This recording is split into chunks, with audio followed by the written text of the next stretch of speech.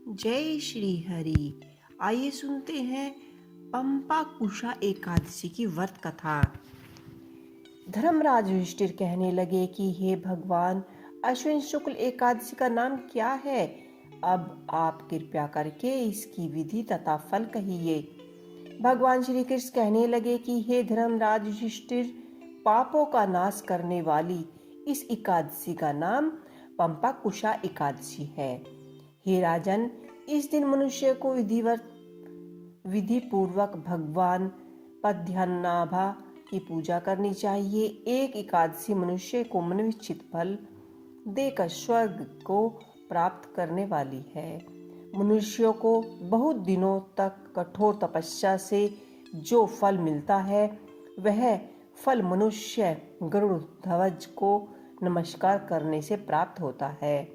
जो मनुष्य आज्ञावश अनेक पाप करते हैं परंतु हरि को नमस्कार करते हैं, वे नरक में नहीं जाते। विष्णु के नाम के कीर्तन मात्र से ही संसार के सब तीर्थ के पुण्य का फल मिल जाता है।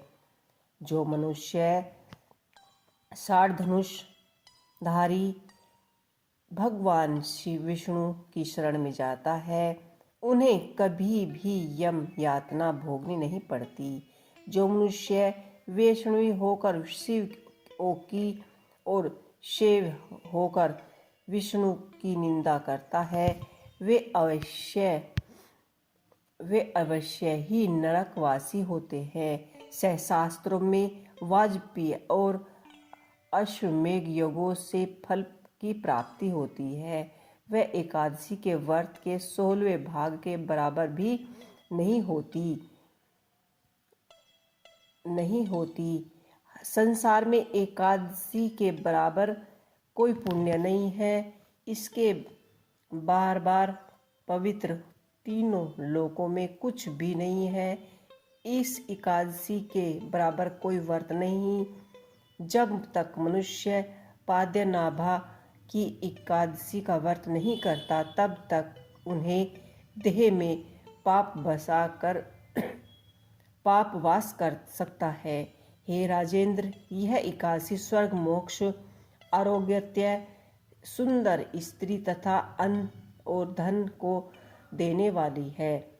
एकादशी के व्रत के बराबर गंगा, गाय, काशी, कुरुक्षेत्र और पुष्कर भी पुण्यवान नहीं है। हरिवासर तथा एकादशी का व्रत करना और जागरण करने से सहसाज ही मनुष्य विष्णु पद को प्राप्त करता है। हे युधिष्ठिर, इस व्रत के करने से 10 पीढ़ी मर्तक पक्ष, 10 पीढ़ी पितृपक्ष, 10 पीढ़ी स्त्री पक्ष और 10 पीढ़ी मित्र पक्ष का उद्धार कर देती है। वह देवी दिव्य देह धारण कर चतुर्भुज रूप हो, पीताम्बर पहने और हाथ में माला लेकर गरुड़ पर चढ़कर विष्णु लोक को जाता है। नुपुत्तम बाल व्यवस्था, आयु व्यवस्था और वृद्ध व्यवस्था में इस व्रत को करने से पापी मनुष्य भी दुर्गति को प्राप्ति न होकर सतदुर्ग को प्राप्त होता है। अश्विन मास की शुक्ल पक्ष की इस पांपक कुशा एकादशी का व्रत जो मनुष्य करता है, वो अंत में हरिलोक को प्राप्त होता है तथा समस्त पापों को मुक्त हो जाता है। सोना, तिल, भूमि, गो, अन्न, जल, छतरी तथा जूते दान करने से मनुष्य यमराज को नहीं देखता।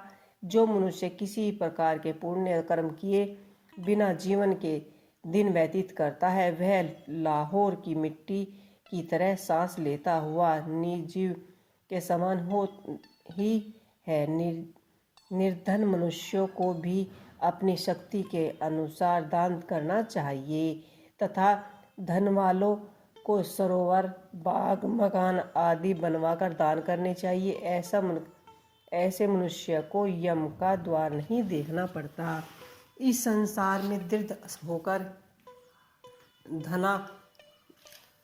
कुली रोग्य रहित रहते हैं। और भगवान श्री हरि कृष्ण ने कहा है कि हे राजन, जो आपने मुझसे पूछा वह सब मैंने आपको बतला दिया। अब आपको आपकी ओर अब आपकी ओर क्या सुनना चाहते हैं। तो ये थी पंपाकुशा एकादशी की पौराणिक व्रत कथा। आपको कैसी लगी मुझे कमेंट बॉक्स में लिख के अवश्य ही बताइएगा। जय श्री हरि।